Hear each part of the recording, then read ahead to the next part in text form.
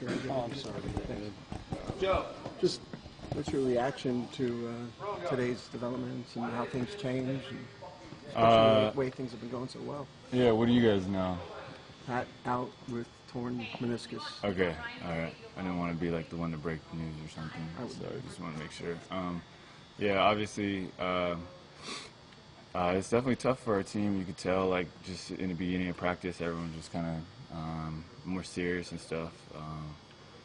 We understand like how big of a part he is for our team, and you know, I know it's like even though I'm, you know, his backup I'm the backup point guard. It's like I actually still understand how bad we need him and how important he is to our team. So, you know, I'm definitely not happy about it, and I think you know, I'm going to miss playing alongside with him at least for this season. And but you know, like all season long, we've had guys go down. We got to have other guys step up, and that's just another. This is just another obstacle. Just bad timing. You've been in this role before. Does that make it I don't want to say easier transition, but more natural transition to just take over again? Yeah, I mean, you know, I think you know, I've been there. I guess I've had that experience, but you know, to be able to do it. You know, I haven't started consistently in a long time, and it's definitely a different feel.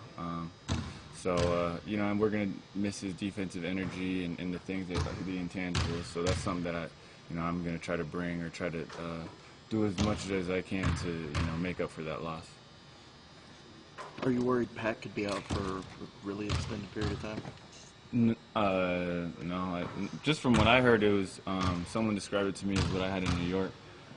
The same injury, so I think he'll be back, you know, strong as ever. You know, this isn't something that I think will have a long-term effect, or not that I'm aware of. But don't, you know, I'm not a doctor or anything. With the Clippers tomorrow, is this the game you guys have kind of had circled for a little while because they've had your number? Yeah, I think that's one of the reasons, and the other reason is, you know, obviously playoff implications and what we've been trying to do and what they're trying to do, and it's a huge game. So I think, you know, we got to come out, make sure we play our style and do what we're supposed to do. I think, you know, we're definitely not happy about our last 3 games against them and how it turned out. Many of your starts came much earlier in the season. We've gone over how different a team you are now. Is anything different for you? From a mental standpoint, you know, not really. From a mindset standpoint, not really. Just gonna go out there, keep pushing, attacking, and let everything else happen. But I think my body's, you know, I'm gonna have to take care of my body. You know, probably play more minutes, potentially, and then just, you know.